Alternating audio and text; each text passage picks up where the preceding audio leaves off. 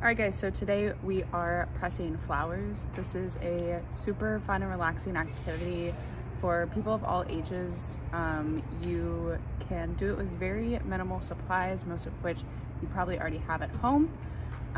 The best time to press flowers is the spring, especially in Texas because springtime is bluebonnet time. But if you would like to press flowers any other time of the year, you can just go to your local florist or H-E-B or any other grocery store that has flowers.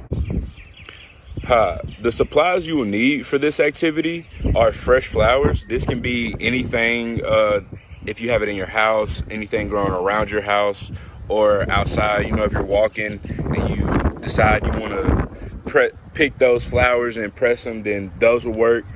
Leaves will work. Really, any kind of vegetation would kind of work. Also, you will need scissors, 2 to 3 large heavy books, and paper. The paper, that can vary. It can be cardstock paper, it can be non-treated tissue paper, it can be printer paper, or even cardboard. That's really because if you just need something or want to try something different. And finally, you will need a flower vase. The flower vase is so you can soak the flowers in it about 2 to 3 hours before you start the pressing process. Obviously, you'll need water, and you will also need either flower food or a teaspoon of cane sugar. Either one of those will do. Not everybody has flower food, so, you know, sugar's a little bit easier. People press flowers for a whole bunch of different reasons.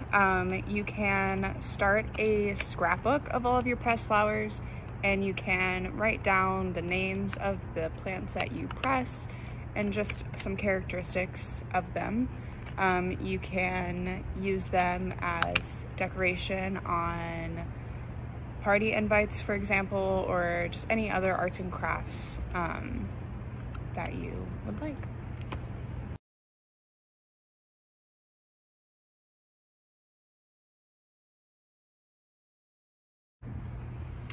An interesting thing about flower pressing is that you can do it wherever you might be.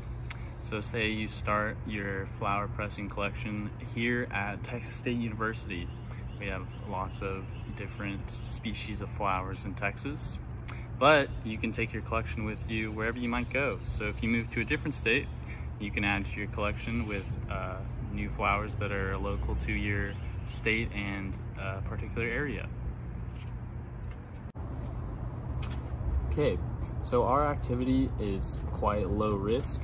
The only thing you need to be worried about is potentially cutting yourself with scissors, just making sure the age group you're working with can handle using scissors, as well as if you're picking wildflowers, watch out for thorns or anything surrounding the flowers that could hurt you, such as bees, wasps. Be careful of wildlife. So some plants you need to watch out for when you're going to select your flowers and plants for pressing are poison ivy, poison oak, and bull nettle. These plants have oils on their leaves and some prickly parts that will cause irritation to your skin and some very unpleasant itching and burning sensations. And in addition, like already mentioned, make sure to watch out for bees, wasps, ants, and other insects that may be living around the flowers and plants that you decide to pick.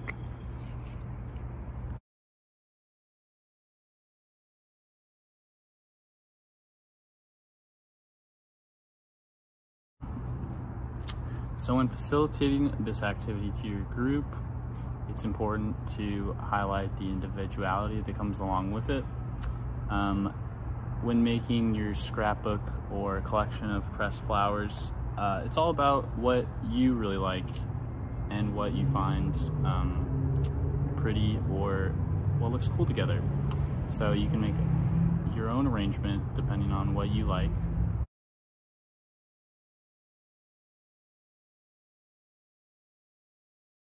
We'll be right back.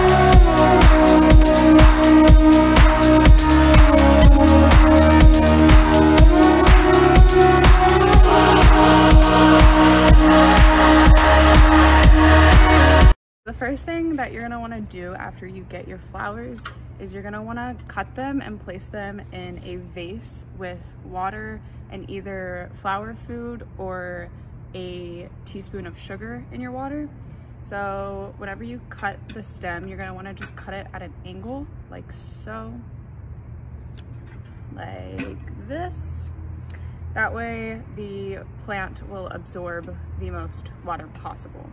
You're gonna wanna just leave this sitting in the vase for 2 to 3 hours before you start pressing them. So to press the flowers, you're gonna wanna get a book and open it about halfway so that there's a good amount of pages on either side. And then you're gonna get paper and put one sheet on the book, and then you're gonna get a second piece of paper and put it here like that. Then you're gonna get your flower plant materials. We're gonna start with this pinkish flower. You set it like that, and you take a little piece of fern or whatever other plant you wanna press, and you put it like that.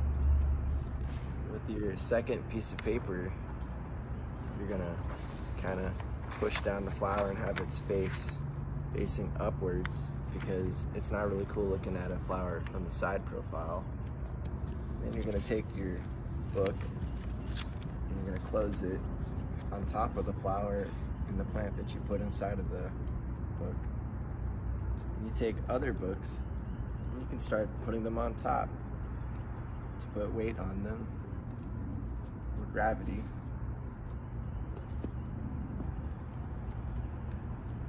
And there you go. Our pressing process will take 2 to 3 weeks. You're gonna wanna open up the book maybe like twice a week and see if there's moisture bleeding through the paper, because you don't want moisture on your book. So then if it is looking like it's very moisturous, you're gonna take the flower out and change the paper and then put it back and then close it and repeat the process.